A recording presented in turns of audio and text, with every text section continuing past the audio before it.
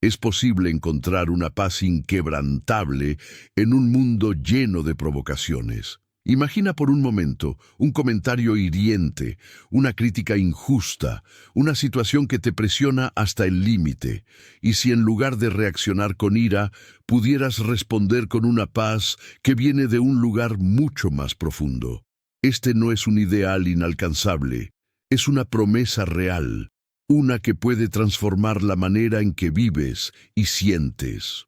No se trata de fingir que el conflicto no existe, sino de descubrir un poder interior que te permite enfrentarlo sin perder tu esencia. Hoy te mostraré cómo esta paz está a tu alcance, cómo puedes dejar de ser un prisionero de tus emociones y comenzar a vivir guiado por una calma sobrenatural. Acompáñame hasta el final, porque vamos a desmantelar los mecanismos de la ira y a edificar un corazón que la gracia de Dios ha hecho inquebrantable. La ira es más que una simple emoción. Es una fuerza corrosiva, una de las más destructivas que pueden habitar en el alma humana. Lejos de ser un signo de fortaleza, como muchos creen, es una evidencia de un espíritu que ha perdido el control. Cuando te dejas llevar por ella, no solo causas daño a quienes te rodean, sino que te envenenas a ti mismo. Es como una chispa inicial, una palabra dicha sin pensar, una injusticia sentida, una expectativa frustrada, que si no se controla, se convierte en un incendio que devora tus relaciones, tus decisiones y hasta tu salud. La sabiduría antigua ya nos advertía sobre esto. Un proverbio milenario nos recuerda que el insensato descarga toda su furia, mientras que el sabio la refrena con calma. En el ardor de la ira, nuestra mente se nubla, volviéndonos vulnerables a errores y decisiones de las que nos arrepentimos. La ciencia moderna corrobora lo que la fe nos enseñó hace siglos. El estrés crónico de la ira eleva la presión arterial, debilita el sistema inmunológico y puede acortar tu vida, pero más allá de lo físico existe una dimensión espiritual. Un enojo desmedido abre puertas a influencias que no deberían tener lugar en tu vida. El apóstol Pablo nos hizo una exhortación poderosa. Airaos, pero no pequéis, no se ponga el sol sobre vuestro enojo, ni deis lugar a Satanás. La ira, si no es tratada a tiempo, se convierte en una herramienta del enemigo para sembrar discordia.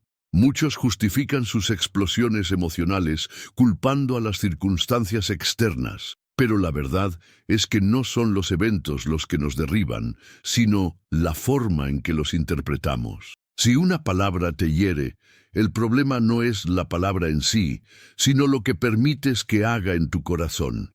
Aquí es donde entra en juego una práctica esencial: el control de los pensamientos. Es un esfuerzo consciente, guiado por la fe, para someter cada pensamiento a la obediencia de Cristo.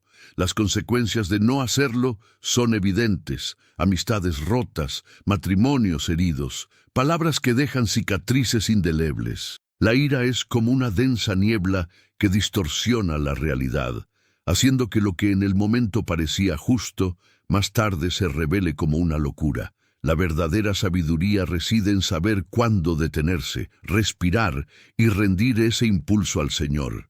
No toda provocación merece una respuesta, y a veces el silencio es el lenguaje más poderoso que un sabio puede utilizar. Recuerda el ejemplo de Jesús. Injuriado, calumniado y maltratado, no respondió con más injuria. En su calma y su silencio, demostró una fortaleza que el mundo no puede entender. Su fortaleza no estaba en su voz, sino en su rendición al Padre.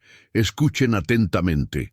La sociedad actual está saturada de una mentalidad que ha perdido su rumbo.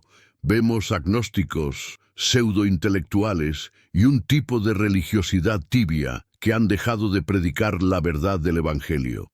Si la Iglesia en este país hubiera estado proclamando fielmente la palabra de Dios, las calles de nuestra nación no estarían inmersas en el caos que presenciamos.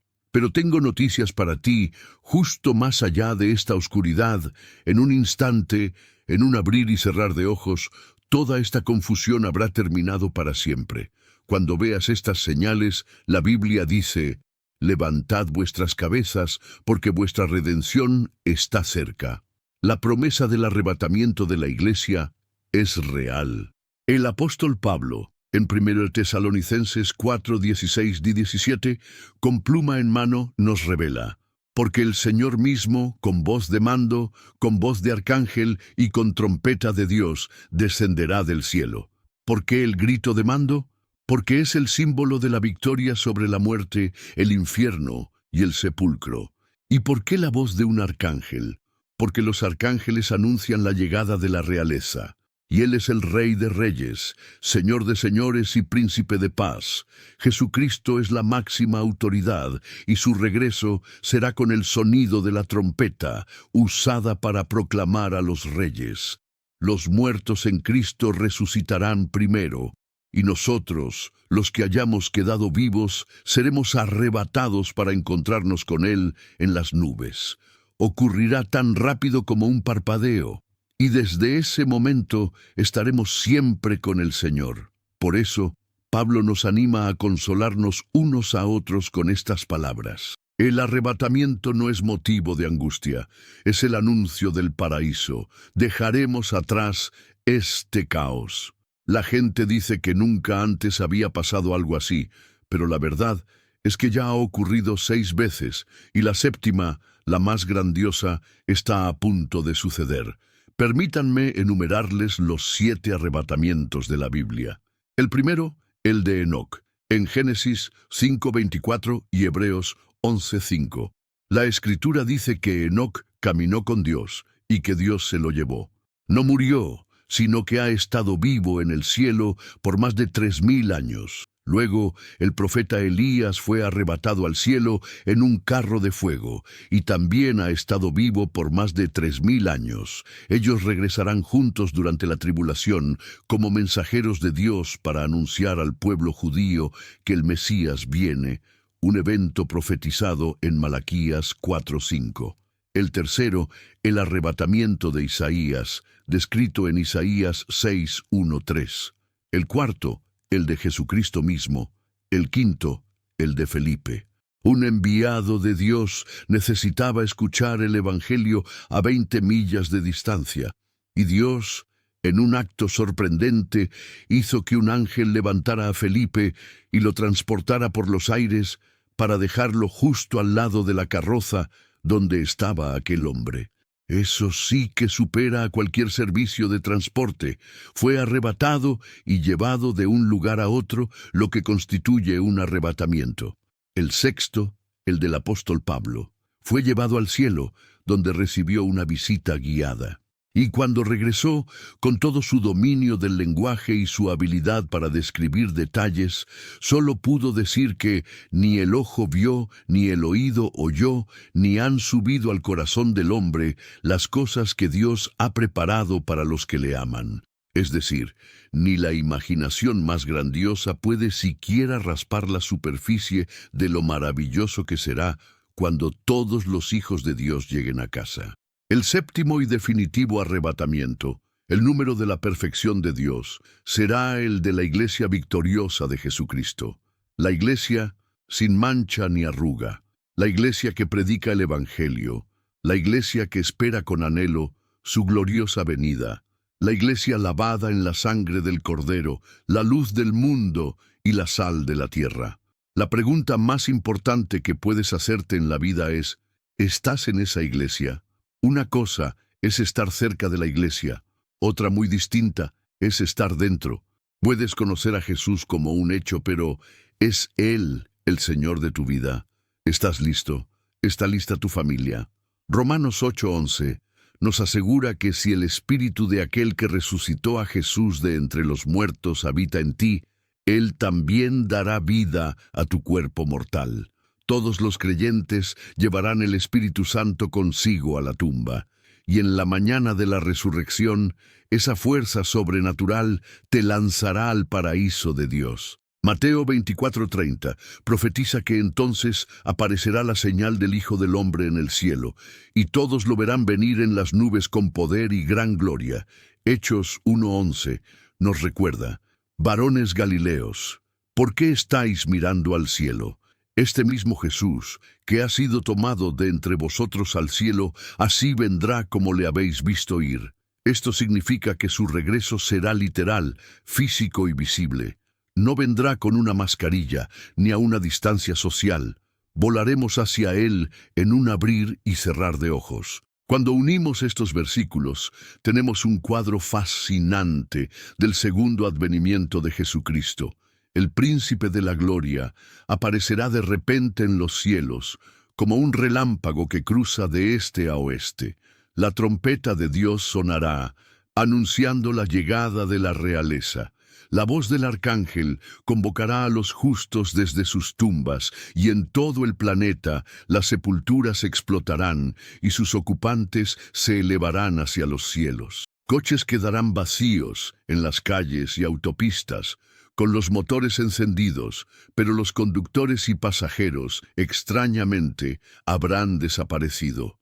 Las mesas de los creyentes tendrán la cena servida, la comida en la estufa, pero no habrá nadie en casa, porque habrán ido a la cena de las bodas del Cordero.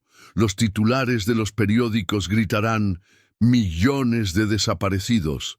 Los presentadores de televisión se volverán locos intentando explicar lo sucedido. El mundo se enfrentará a un colapso económico sin precedentes, porque el motor de la economía cristiana habrá desaparecido. Las cámaras de televisión mostrarán los cementerios de la ciudad, las casas vacías, las mesas con comida, y no habrá nadie. ¿Dónde estamos? Nos habremos ido, y no regresaremos hasta dentro de 7 años. Si no eres creyente, no se te ocurra volar con un piloto cristiano, porque él se irá arriba, y tú te quedarás abajo. Los teléfonos estarán colapsados con familias desesperadas tratando de comunicarse. Las iglesias se llenarán de gente llorando, sollozando, histérica, creyendo que el Señor ha venido y ellos se han quedado. La elección para los que se queden será terrible: tomar la marca de la bestia y perder el alma, o ser decapitados. Si eligen la decapitación, la Biblia dice que sus nombres serán escritos bajo el altar en el libro de Apocalipsis, y cuando Jesús regrese por segunda vez, resucitarán para unirse a su séquito celestial. Francamente, es mucho más sencillo recibir a Jesús ahora y ser arrebatado la primera vez que pasar por todo ese horror. La señal profética principal del fin de los tiempos es el renacimiento de Israel el 15 de mayo de 1948. Israel es el cronómetro de Dios. Cuando el pueblo judío está en su tierra, el reloj de Dios está funcionando.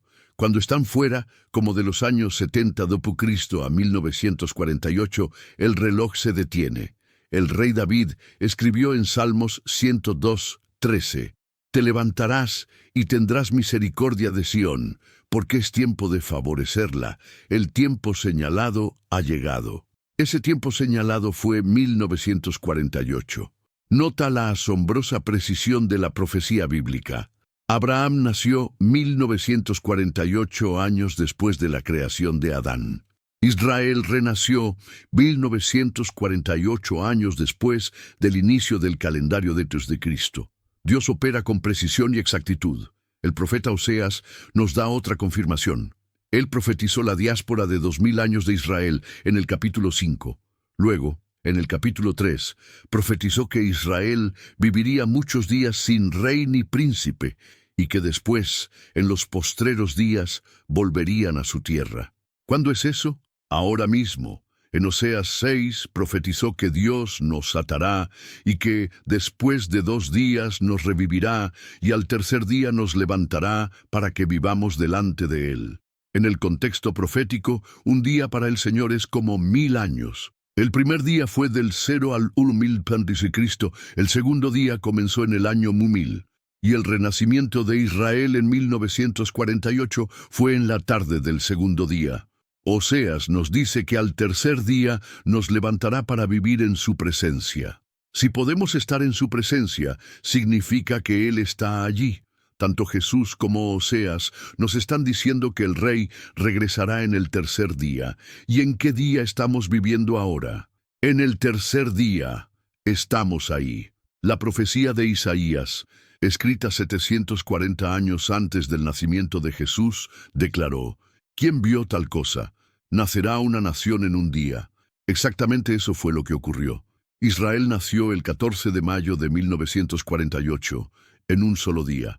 Y en 1967, Jerusalén se reunificó con el Estado de Israel. Lucas 21 nos dice que Jerusalén será pisoteada por los gentiles hasta que los tiempos de los gentiles se cumplan. Esto significa que cuando Jerusalén e Israel se unan, la máxima prioridad de Dios volverá a ser el pueblo judío. Hemos tenido nuestro tiempo por 2000 años y ahora Dios nos llama a extender nuestro amor al pueblo judío. El amor de Dios por Jerusalén es tan profundo que la Escritura dice: como los montes rodean a Jerusalén, así Jehová rodea a su pueblo desde ahora y para siempre. También se nos dice que Dios ha puesto centinelas en sus muros, que no callarán día ni noche, y que no le darán descanso hasta que haga de Jerusalén la alabanza de toda la tierra. Jerusalén es la capital de la eternidad. Será la capital del reino final cuando Jesucristo se siente en el trono de su padre David. Y de ese reino no habrá fin. Y tú serás parte de ese reino. Fue con gran honor que mi esposa y yo tuvimos la oportunidad de cenar en la Casa Blanca con el presidente de los Estados Unidos para discutir el mandato bíblico de bendecir a Israel, reconociendo a Jerusalén como su capital. Llevé mi Biblia y le leí al presidente sobre el año del jubileo. Este era un periodo de 50 años en Israel en el que los esclavos eran liberados y todas las deudas eran perdonadas. Cuando Israel regresó en 1917, debido a la Declaración Balfour, el reloj de Dios comenzó a correr. Suma 50 a 1917 y obtienes 1967. Ese fue el año de la Guerra de los 6 días, en la que Israel duplicó su territorio. Suma 50 a 1967 y obtienes 2017. Ese fue el año en que hablé con el presidente. Días después, el presidente de los Estados Unidos anunció que la ciudad de Jerusalén sería reconocida como la capital del pueblo judío. Luego movió la embajada de los Estados Unidos de Tel Aviv a Jerusalén. ¿Por qué? Cumplió la profecía de Deuteronomio 28, donde Dios dice: «Te pondré por cabeza y no por cola».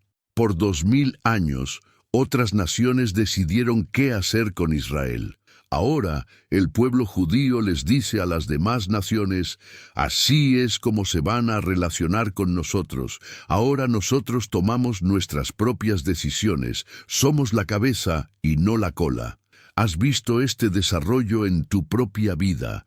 Nuestro presidente ha hecho más para bendecir a Israel que todos los presidentes combinados desde 1948.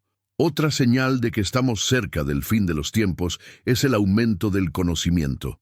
En Daniel 12:4, Dios dice: «Pero tú, Daniel, cierra las palabras y sella el libro hasta el tiempo del fin». ¿Hasta cuándo? Hasta el tiempo del fin. ¿Cuándo es eso? Ahora mismo. Muchos correrán de aquí para allá y la ciencia se aumentará. ¿Quieres ver a la gente corriendo de aquí para allá? Vayan a la autopista a las 5 de la tarde. Eso es correr de aquí para allá. Y el conocimiento se ha multiplicado. Desde los tiempos del Génesis hasta el siglo XIX, la gente viajaba a caballo y se comunicaba con espejos. Luego vino el telégrafo, el teléfono, la televisión. Ahora tienes un pedazo de plástico en la mano que te permite comunicarte con cualquier persona en el planeta en segundos. Cuando yo era niño, una llamada de larga distancia era un gran acontecimiento. Ahora tienes algo en tu bolsillo que el gobierno puede monitorear y saben exactamente dónde estás. Hemos pasado del caballo a los automóviles, de los automóviles a los aviones supersónicos y de los aviones a la luna. Somos la generación en la que el conocimiento se ha multiplicado de manera asombrosa. La medicina ha avanzado tanto que hemos tenido que redefinir lo que es la muerte. Somos esa generación. Para terminar, hablemos de la guerra con pestilencias. El diccionario define pestilencia como una epidemia contagiosa, virulenta y devastadora. El coronavirus se presentó como una plaga sin vacuna, sin solución, y no fue un accidente. La liberación de este virus mortal debe ser una llamada de atención para todos, porque según el apóstol Juan en el Apocalipsis, no será la última vez. Un Dios soberano ha permitido esto, porque si Dios no tiene el control de todo, no es soberano. Y si no es soberano, no es Dios. Es una llamada de atención para este país y para el mundo. Dios está diciendo: todavía tengo todo el poder en el cielo y en la tierra. Les mostraré cuán rápido las naciones pueden ser puestas de rodillas. Nuestro mundo se volteó en 60 días. El mensaje de Dios para la iglesia es: prepárense, prepárense. Ustedes son el grupo. La Biblia nos exhorta a que cada uno se examine a sí mismo para ver si está en la fe. Todos pueden cantar cuando todos lleguemos al cielo, pero es un hecho que no todos irán al cielo. La Biblia dice que ancho es el camino que lleva a la destrucción, y muchos son los que entran por él. Angosto es el camino que lleva a la vida, y pocos son los que lo encuentran. ¿En qué camino te encuentras tú hoy? ¿Estás en ese camino angosto, manchado de sangre, que lleva a la cruz? ¿O estás caminando de la mano con el mundo? Puede ser que en mi vida no tenga otra oportunidad de hablarte del arrebatamiento, pero quiero que escuches esto. Mira profundamente en tu alma y pregúntate: ¿estoy listo? ¿Están listos los miembros de mi familia? Quiero que estés listo. Quiero que estés listo. Mientras te pones de pie y bajas tu cabeza, ¿cuántos de ustedes pueden decir: pastor, no estoy listo para encontrarme con el Hijo de Dios? Si Él viniera ahora mismo, no estoy listo. Puedes ser una buena persona, pero sabes que hay pecado en tu vida, cosas que necesitas arreglar con Dios, y te gustaría hacerlo ahora mismo. Levanta tu mano. Los ángeles anunciaron el nacimiento de Jesucristo a los pastores, diciendo: no temáis, porque he aquí os doy nuevas de gran gozo, que será para todo el pueblo. Y de repente, con el ángel, apareció una multitud de huestes celestiales, alabando a Dios y diciendo: gloria a Dios en las alturas, y en la tierra paz, buena voluntad para con los hombres de quienes Él se complace. La versión original del griego dice: hacia los hombres de buena voluntad. El ángel dijo: no teman. Ese sigue siendo el mensaje de la iglesia. No temas tu pasado, porque has sido perdonado.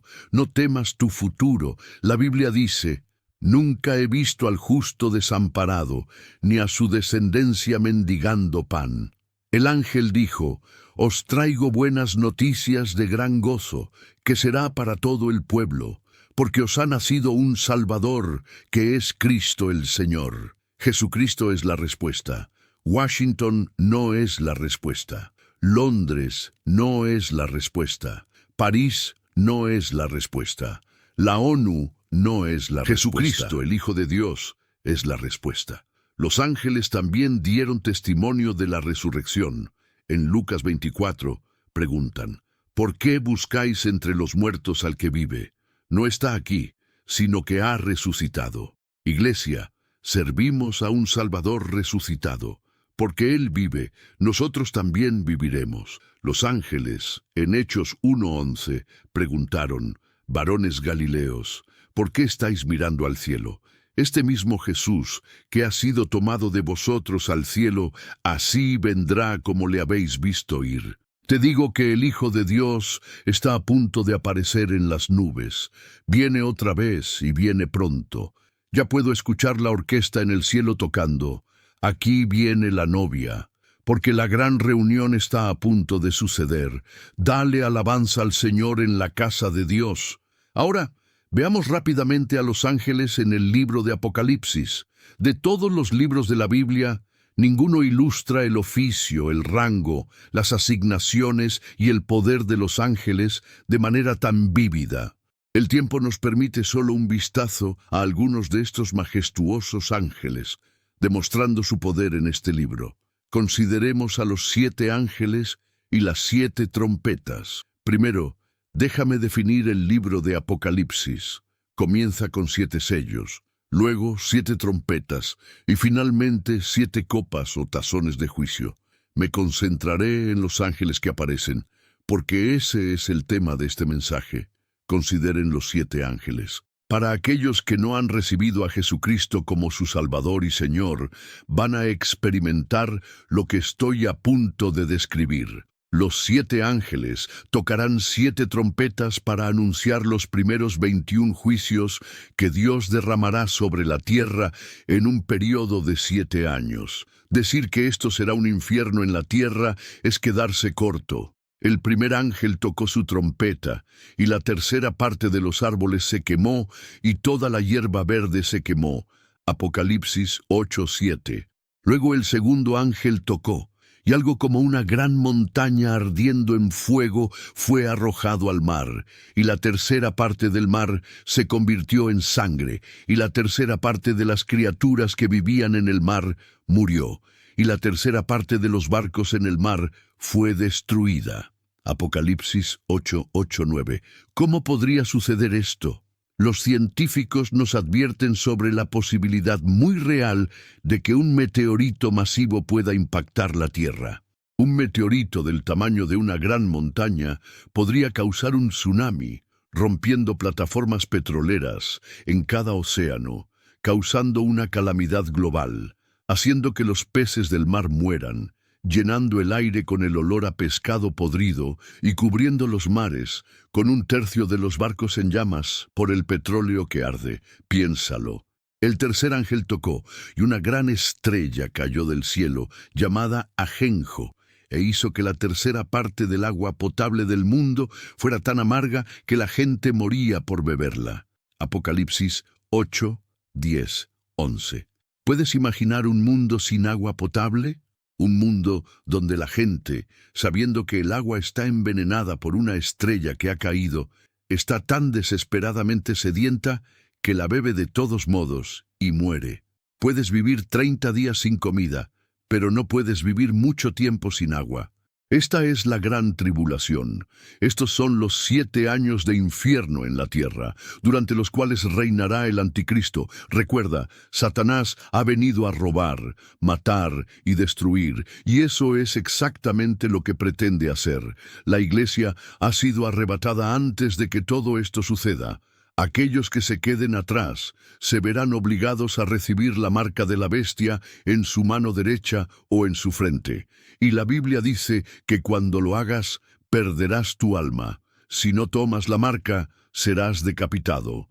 Hace unos años, cuando hablábamos de que la gente sería decapitada, decían, eso es demasiado bárbaro, nunca sucederá.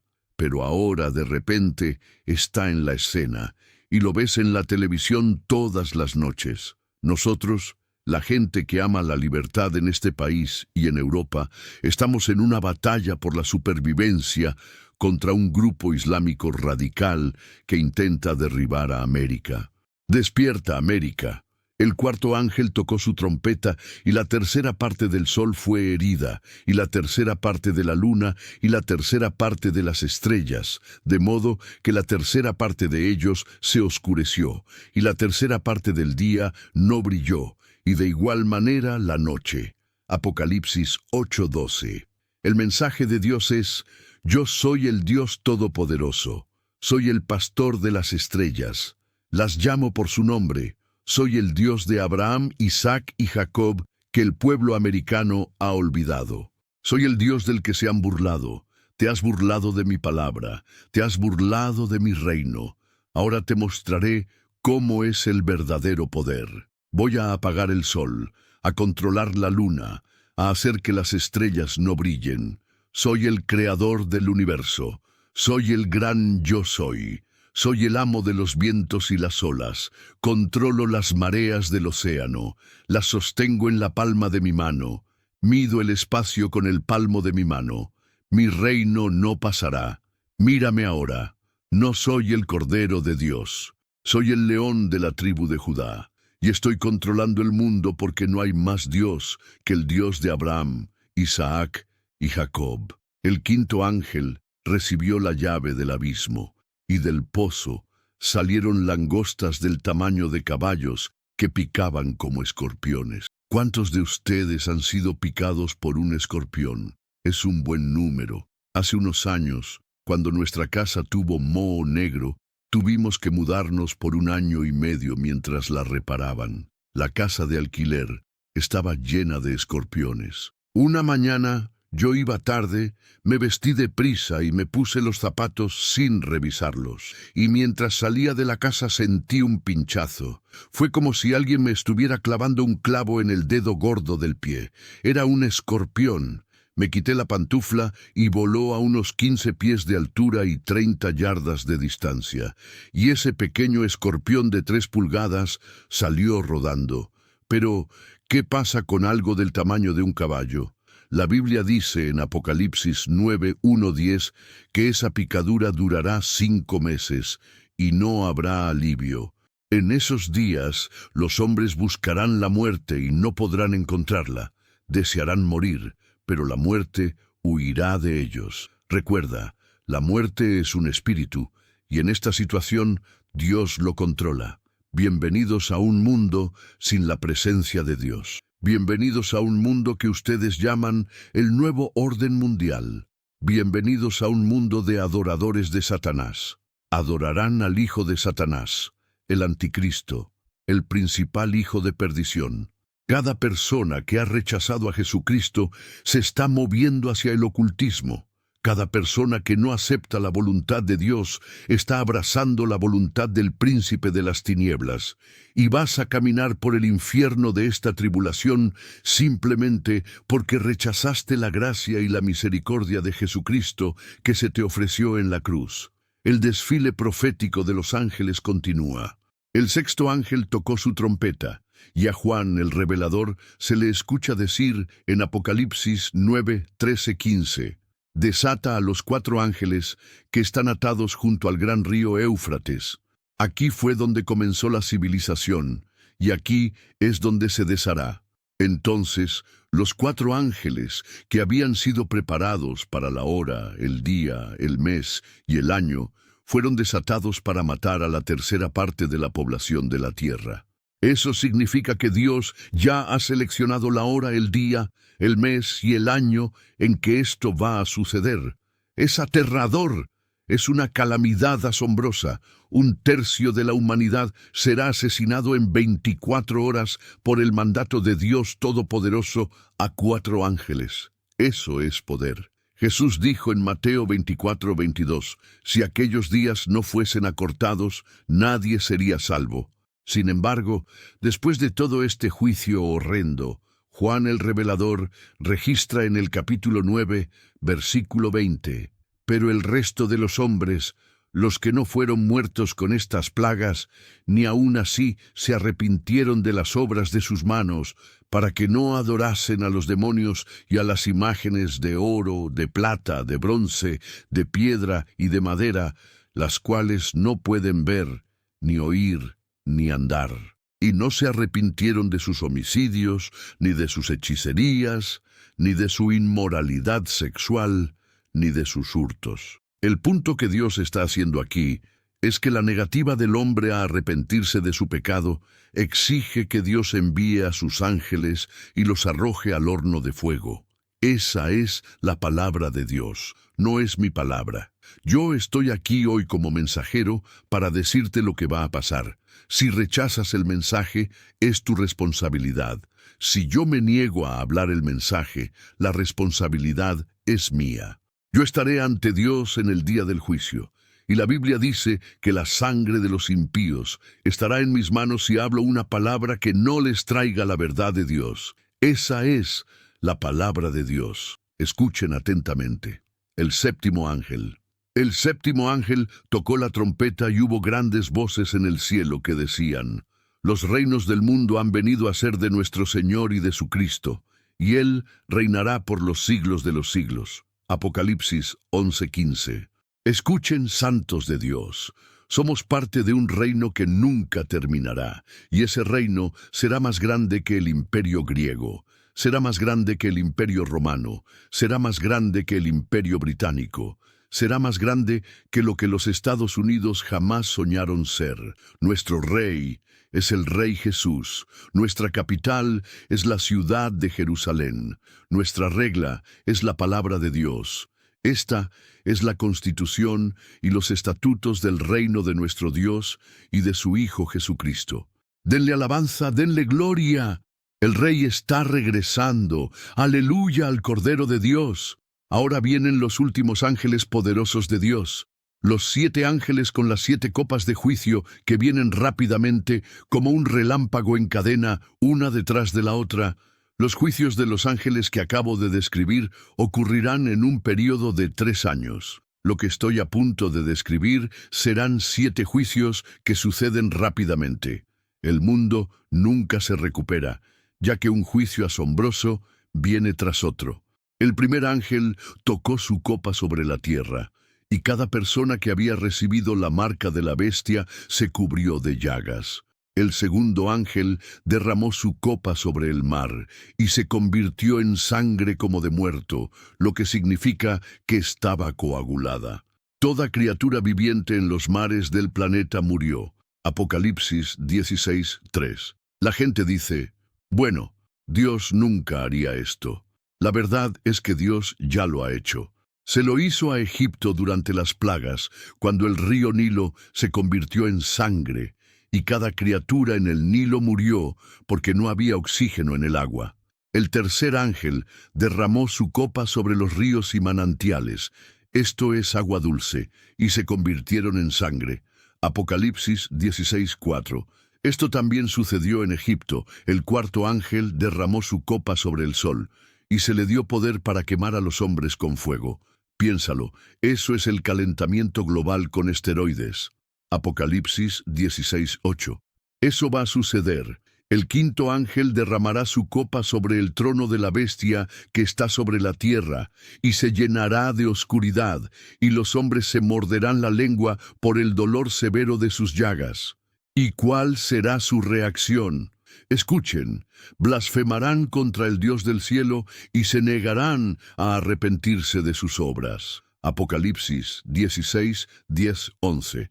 Te preguntarás por qué. Porque la Biblia dice que nadie viene al Padre a menos que el Espíritu lo atraiga, y el Espíritu Santo se fue del mundo cuando la iglesia se fue. No tienen deseo de conocer al Señor.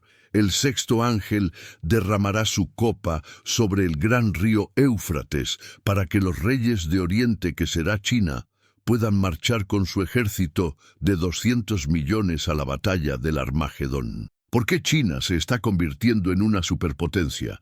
¿Por qué China se burla de América en el mercado internacional y militarmente? ¿Por qué están construyendo su ejército tan rápido como pueden mientras nuestra nación reduce el nuestro? ¿Qué tan insano es eso? ¿Por qué China se está convirtiendo rápidamente en una superpotencia global mientras el liderazgo debilitado de América nos está haciendo más débiles cada mes? ¿Por qué hemos entrado en una dimensión de la historia donde los amigos de América no confían en nosotros y nuestros enemigos no nos temen? ¿Por qué América está reduciendo su poderío militar mientras China y Rusia expanden el suyo tan rápido como pueden? La respuesta es dolorosamente clara. El mundo, tal como lo conocemos, está a punto de experimentar este conflicto profético de reinos. Cada profecía en la palabra de Dios ahora está en perfecta alineación. Cada nación está en el escenario. Tienen el poder y el músculo militar. Y América se ha retirado del escenario y le ha entregado la llave a los rufianes de la tierra. Juan el Revelador registró proféticamente los titulares del periódico que el mundo pronto leerá. Las naciones se reúnen para la guerra del Armagedón, y los espíritus demoníacos los reunieron a los reyes de la tierra en un lugar en hebreo llamado Armagedón. Entonces todo habrá terminado. El séptimo ángel derramó su copa en el aire, y una gran voz salió del templo del cielo, desde el trono de Dios, diciendo, «Hecho está». Apocalipsis 16:17. Instantáneamente, habrá un terremoto global mucho más grande que cualquier cosa que la Tierra haya visto antes. El siguiente ángel de la profecía viene del cielo con una llave del abismo y una gran cadena en su mano. En Apocalipsis 20:1, este ángel arresta al diablo, lo encadena y lo arroja al abismo por 1000 años. El último ángel de la profecía es uno de los 7 que derramaron las 7 copas de la ira de Dios.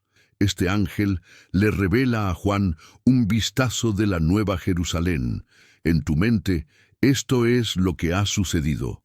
La batalla del Armagedón ha terminado. Jesucristo y la novia de Cristo han venido a la tierra. Y ahora la ciudad capital está a punto de descender del cielo sobre Jerusalén. El Señor dice: «Ven, te mostraré a la novia, la esposa del Cordero».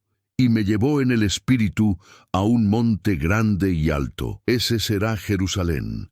Y me mostró la gran ciudad santa de Jerusalén, que descendía del cielo de Dios, con la gloria de Dios. Apocalipsis 21:9-11. La batalla por Jerusalén pronto terminará. Presidentes, primeros ministros, reinas, los reyes de la tierra se pondrán en fila para inclinarse ante Jesucristo mientras se sienta en el trono de su padre David, porque toda rodilla se doblará y toda lengua confesará que Jesucristo es el Señor, para la gloria de Dios Padre. Eso va a suceder. El Rey de Reyes y Señor de Señores, el Hijo de David, está en camino y de su reino no habrá fin. ¡Aleluya al Cordero de Dios! Ahora, volvamos al mundo de hoy.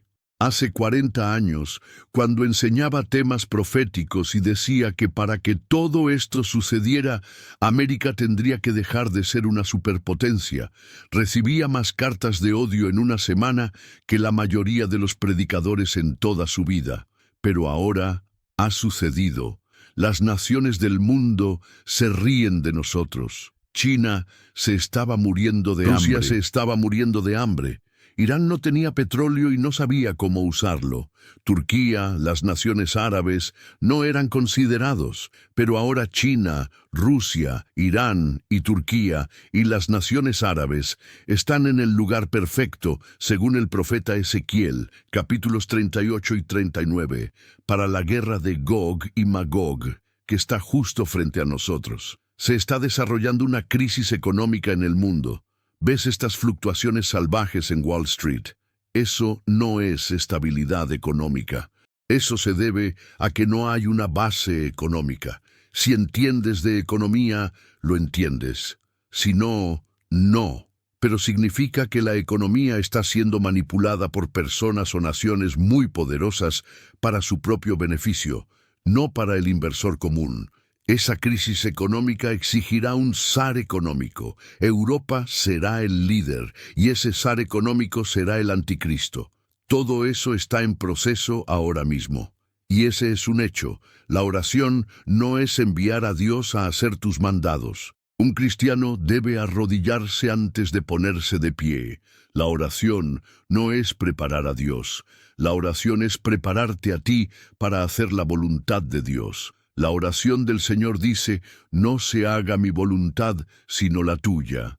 La oración es la única forma de liberar el poder sobrenatural de Dios en tu vida, en tu matrimonio, en tu negocio, para mostrarte cosas grandes y poderosas. Pero la pregunta es, por muy poderoso que sea Dios, no puede responder a la oración hasta que tú ores. A menudo escucho a la gente decir: «Me pregunto cuándo hará Dios algo». La iniciativa recae en ti, no en Dios. Dios dice: «Cuando ores, yo responderé. Lo que ates en la tierra, yo lo ataré en el cielo. Lo que desates en la tierra, yo lo desataré en el cielo». Pero la iniciativa recae en ti. Dios no está sentado preguntándose qué quieres. Quiere que se lo digas, porque si se lo dices con fe, creyendo, lo recibirás. Dale alabanza al Señor en la casa. Por muy poderoso que sea Dios, no puede responder a la oración hasta que la ofrezcas. La oración es la llave que abre las puertas del cielo y cierra las puertas del infierno. He visto el poder de la oración toda mi vida en mi madre. Cuando se arrodillaba y susurraba el nombre del Señor, cada demonio en el condado de Harris comenzaba a correr hacia Luisiana. La oración tiene el poder de curar enfermedades. Mi hermano mayor fue sanado de epilepsia gracias a la oración de mi madre. La medicina no pudo hacer nada, pero Dios Todopoderoso sanó a mi hermano. La oración puede romper las cadenas de la miseria y los hábitos que te esclavizan, los tormentos de tu hijo, lo que está destruyendo a tu hija, a tu esposo, a tu esposa. La oración puede cambiar eso. La oración no necesita pruebas. La oración necesita práctica. Los intelectuales en América parlotean sobre un Dios que es tan distante, que está tan lejos, que es un ser cósmico, un abuelo benévolo sentado benignamente en los cielos, totalmente ajeno y sin control. Escúchenme, tontos. Dios está tan cerca como tu próxima oración. Él puede mover el cielo y la tierra. Él está esperando que la gente de oración simplemente prevalezca en la autoridad del nombre de Jesús. La oración es el arma que Dios ha dado a sus hijos para librar la guerra en los lugares celestiales. Cuando decimos que atamos y desatamos, ¿de qué estamos hablando? Pablo dijo que estamos hablando de poderes y principados en los lugares celestiales. Hay seres sobrenaturales que tienen estructura y orden que están bajo el mando del príncipe de las tinieblas. Ese sería el diablo. Y si te metes en una pelea de peso pesado, te encontrarás con estas personas. Y la forma en que los enfrentas es en la autoridad del nombre de Jesús. Los atas en tu familia, los atas de tus hijos, los atas de tu negocio, los atas de tu futuro y lo haces en la autoridad del nombre de Jesús. Y sucede.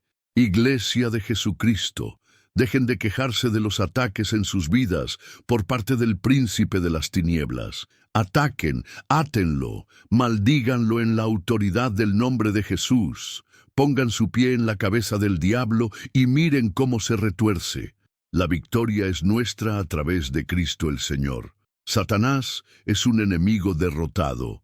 Piensen como si lo fuera, hablen como si lo fuera, actúen como si lo fuera, oren como si lo fuera. La victoria es nuestra. Aleluya al Cordero de Dios. ¿Está tu matrimonio bajo ataque? Ora. ¿Tu hijo está siendo atormentado por el príncipe de las tinieblas? Ora. ¿Tu negocio está fracasando? Ora. ¿Estás luchando contra una enfermedad terrible? Ora. ¿Estás perdido y sin Dios? Ora. ¿Tu vida está vacía? Ora. ¿Tu vida no tiene sentido ni esperanza? Ora, ora, ora. Dios responde a la oración. Aleluya al Cordero de Dios. La tragedia de nuestros días no son las oraciones sin respuesta, sino las oraciones no ofrecidas. La oración te hará dejar de pecar, o el pecado te hará dejar de orar, o avergonzarás al pecado, o el pecado te avergonzará a ti. ¿Por qué orar? Porque la oración ungida se eleva por encima del nivel de la necesidad. Querido Dios, riega el césped y cuida el goteo posnasal de mi Padre. Eso no es guerra espiritual. La oración ungida se eleva por encima del nivel de la necesidad. Consideremos a San Pablo. Fue apedreado y dado por muerto. Eso significa que los huesos de su cuerpo estaban rotos. Fue azotado 3 veces con un látigo romano de 9 colas. Eso significa que tenía casi 120 series de cicatrices en su cuerpo. No le pidió a la iglesia que orara por sus huesos rotos, o por la artritis causada por esos huesos rotos, o por el hecho de que estaba en la cárcel de nuevo, o porque los romanos lo habían azotado de nuevo, o porque su nombre estaba de nuevo en las noticias falsas por ser un fanático religioso. Dijo, oren por mí para que hable la palabra del Señor con más audacia. ¿Qué? ¿Eso fue lo que te metió en prisión? La audacia. La audacia fue lo que lo metió en la cárcel. Quería audacia. Audacia. ¿Están escuchando, pastores de América? Necesitamos que la audacia regrese a los púlpitos. Hay cobardes espirituales en el púlpito que han creado un ambiente donde la corrupción moral en nuestro gobierno es aceptable. No es aceptable. El aborto no es aceptable. El desafío a las leyes morales de Dios no es aceptable. Hay que oponerse a esta cristianidad de bañera de hidromasaje, que predica estar cómodo a cualquier precio, incluso excluyendo la palabra de Dios. Proverbios 14:9 dice: «Los necios se burlan del pecado».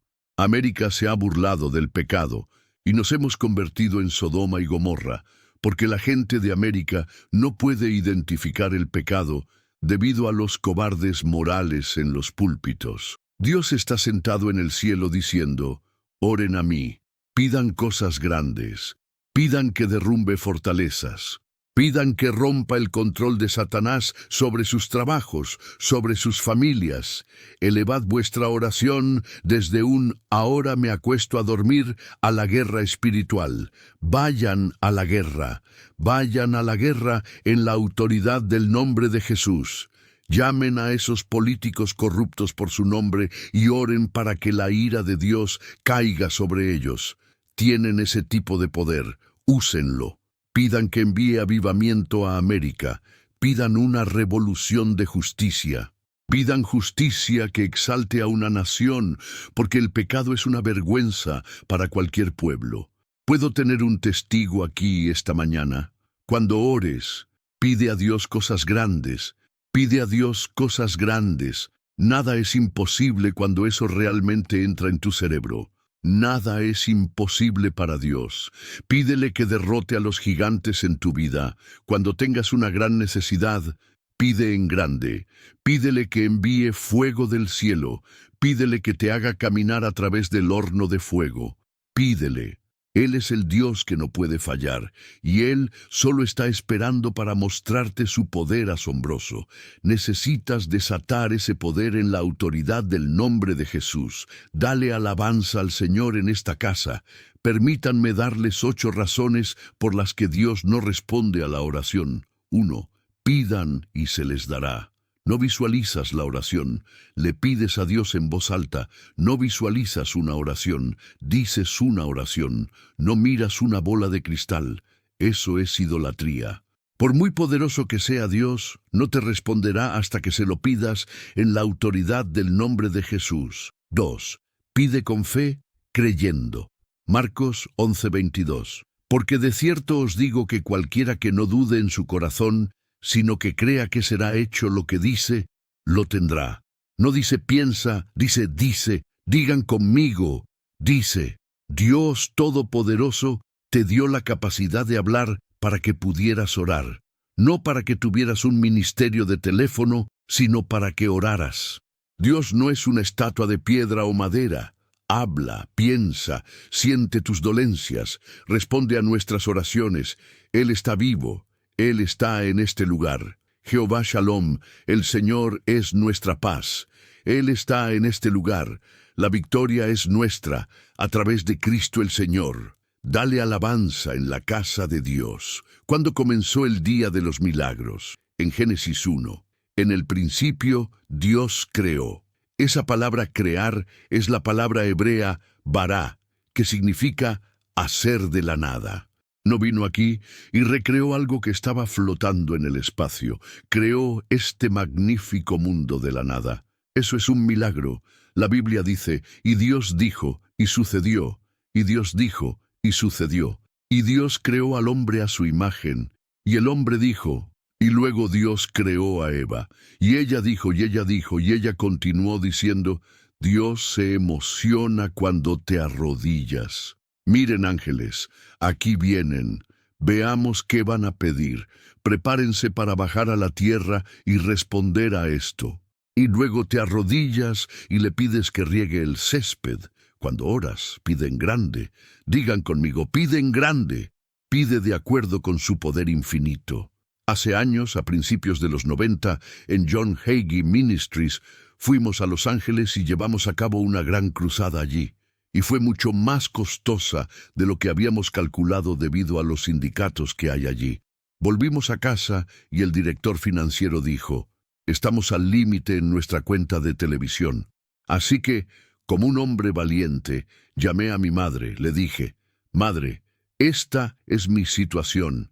Y mi madre es una mujer muy directa, que habla claro. No perdía el tiempo. Ella dijo, bueno, ¿qué hiciste con el dinero que Dios te dio? Dije, lo gasté en la cruzada. Ella dijo, ¿qué pasó? Dije, más de 1,500 personas vinieron a Cristo en 2 noches. Ella dijo, bueno, esa es la factura de Dios. Estabas haciendo la obra de Dios y esa es la factura de Dios. Vamos a pedirle a Dios que la pague. Y ella ofreció una oración. Ella dijo, oremos. Y yo dije, está bien, tú ora. Y ella oró. 2 días después, recibí una de las llamadas más extrañas que he recibido en más de 60 años de ministerio. Un hombre al teléfono y mi secretaria me lo pasó. Y él dijo, ¿es usted John Hagee? Dije, sí. Él dijo, primero quiero decirle que no soy cristiano. Segundo, no me gustan los predicadores. Y tercero, realmente no me gustan los predicadores de televisión. Bueno, con un saludo tan cálido, pensé que me iban a regañar. Él dijo, pero lo vi predicando en la televisión la otra noche y América necesita escuchar lo que tiene que decir y le voy a enviar algo de ayuda. Pensé que estaba borracho. Dije, está bien, muchas gracias. Dije, ¿cómo suena un poco de ayuda? Eso fue mi madre hablando. Él dijo, le voy a enviar $1,000,000. Realmente está borracho. Le agradecí profusamente y colgué. Y lo olvidé. Ni siquiera pensé en la realidad. 2 días después, recibimos un pequeño sobre, un sobre personal. Lo saqué. Un cheque por $1,000,000. Te estás alegrando demasiado rápido. Llamé al banco. Dije, sé que no puedes darme información sobre esta persona, pero ¿es este cheque bueno firmado por X? Ella dijo, vale muchas veces más que eso. Ese es un cheque pequeño para él. Pusimos ese cheque en el banco y luego dijimos, gracias Jesús, he aprendido algo de eso que nunca he olvidado. Cuando le pidas a Dios algo, pide más de lo que necesitas. Consíguelo todo. La cuarta razón por la que Dios no responde a la oración es porque no oramos en el nombre de Jesús. Juan 14:14. Si algo pedís en mi nombre, yo lo haré. Ese es el nombre. Y permítanme, mientras toco este punto, hablar sobre esto. He escuchado a la gente decir, querido Dios, hay un panteón de dioses. Es por eso que la oración del Señor dice, Padre nuestro que estás en los cielos. Ese es el Dios con el que estamos hablando. Es por eso que cuando oramos, Dios de Abraham, Isaac y Jacob, solo hay un Dios que responde a eso. Escucha, oh Israel, el Señor tu Dios es uno. Él es el único. Por lo tanto, cuando ores a Dios, di que la quinta condición de Dios para la oración respondida es pedirle a Dios que haga su voluntad. Pide de acuerdo con la voluntad de Dios. 1 Juan 5:14, y esta es la confianza que tenemos en Él, que si pedimos alguna cosa conforme a su voluntad, Él nos oye. Algunas personas piensan que la voluntad de Dios es misteriosa. No lo es. El libro de Isaías dice, el camino del Señor es tan simple que un necio no puede errar en él. La voluntad de Dios es consistente con su palabra. Puedes conocer la voluntad de Dios a través de la palabra de Dios. La palabra y la voluntad de Dios son exactamente lo mismo. Cuando oras y oras la palabra de Dios, estás usando una bomba nuclear en lo sobrenatural. Dios es luz. La revelación de Dios está en la palabra. Dios es luz. Eso significa que está en contra de la oscuridad, está en contra de la brujería, está en contra del ocultismo, está en contra del satanismo, está en contra de la adivinación, está en contra de Harry Potter, está en contra de los horóscopos, está en contra del control mental. Aléjate de eso. Eso es oscuridad. Eso no es luz. La sexta condición de Dios para la oración respondida es orar con fe, creyendo. Si tienes fe y no dudas, la Biblia dice, tengan fe en Dios. Digan conmigo, tengan fe y no duden. No dice, traten de tener fe en Dios. Él dijo, tengan fe en Dios. Tratas el brócoli, tratas el helado bajo en grasa. De ahí viene el versículo de la Biblia, cuando naciste, te escupiré de mi boca. ahí mismo. La séptima condición de Dios es orar de manera específica. La oración del Señor, danos. Ese es el quién en este día, ese es el cuándo, nuestro pan de cada día. Ese es el qué, todo en una sola oración. No le ores a Dios en términos vagos. Sé específico para que cuando Dios responda, sepas que fue Él. Dios no escuchará tu oración si hay pecado no confesado en tu vida. 8. Salmos 66, 18. Si en mi corazón hubiese yo mirado a la iniquidad, el Señor no me habría escuchado. ¿Cómo llegas a eso? A través del arrepentimiento. Considera el poder sobrenatural del número 2. 2 en acuerdo pueden hacer más que 2 millones en discordia. Mateo 18, 19, 20. De cierto os digo que si 2 de vosotros se pusieren de acuerdo en la tierra acerca de cualquier cosa que pidieren, les será hecho por mi Padre que está en los cielos. Escuchen rápidamente. Josué y Caleb derrotaron a gigantes a los que 2 millones de personas tenían miedo de atacar. Pablo y Silas demostraron el poder del 2. Cantaron en la cárcel de Filipos. Los cimientos se estremecieron y salieron libres. 2 testigos en el libro de Apocalipsis 11:3. Elías y Enoc tienen el poder de hacer que los gobiernos del mundo hagan su voluntad. Jesús envió a sus discípulos. ¿Cómo? De 2 en 2. La autoridad para atar y desatar viene en el poder del 2. Tienes el poder, tienes la autoridad. Úsala, úsala. Para terminar, ¿cuánto poder tienes cuando te pones de acuerdo? Les daré 2 ilustraciones rápidamente y pararé. Esta es una declaración del presidente Abraham Lincoln pidiendo a América un día de ayuno y oración para poner fin a la guerra civil. Es una declaración del Senado de los Estados Unidos pidiendo a los ciudadanos de América que se tomen ese día libre y vayan a sus casas de culto y le pidan a Dios que ponga fin a esa horrible guerra. 600,000 americanos murieron en la guerra civil. Eso es más que todos los que murieron en la Primera Guerra Mundial, la Segunda Guerra Mundial, Corea. Todas las guerras que hemos tenido ni siquiera se acercan. 600,000. América tuvo este día de ayuno y oración, y pocas semanas después, esa horrible guerra llegó a su fin. El poder del ayuno y la oración está aquí. Esto es una historia real. Uno de nuestros amigos, Derek Prince, estuvo involucrado en esto. ¿Cuántos de ustedes conocen al hermano Prince? Ciertamente, uno de los grandes eruditos, un hombre de una integridad impecable. Joseph Stalin, quien asesinó a 30 millones de rusos tratando de llevar el comunismo ateo a Rusia. Que se sepa que planeaba asesinar al pueblo judío en Rusia. Los creyentes en Inglaterra, donde estaba el hermano Derek Prince, escucharon ese informe y se comprometieron a ayunar y orar por el pueblo judío de Rusia. Ataron las fuerzas del príncipe de las tinieblas en la autoridad del nombre de Jesús, las fuerzas de la oscuridad que controlaban a Joseph Stalin. 3 semanas después, Joseph Stalin tuvo una hemorragia cerebral. 16 cirujanos talentosos trabajaron en él durante 8 horas, y Joseph Stalin entró en la eternidad para encontrarse con el Hijo de Dios, un judío de Belén.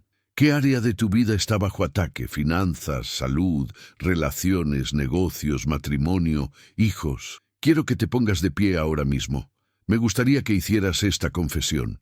Di, pastor, hay un área en mi vida que necesita que el poder sobrenatural de Dios la invada y la resuelva. Déjenme ver sus manos ahora mismo. El 100% de esta congregación. Quiero que encuentres a alguien ahora mismo para que 2 de ustedes puedan orar juntos. Y quiero que los tomes de la mano. Y ahora mismo, en la autoridad del nombre de Jesús, quiero que comiences a orar por esa cosa ahora mismo. Ora por ella. Deja que Dios resuelva el problema por ti. Deja que Dios resuelva el problema por ti.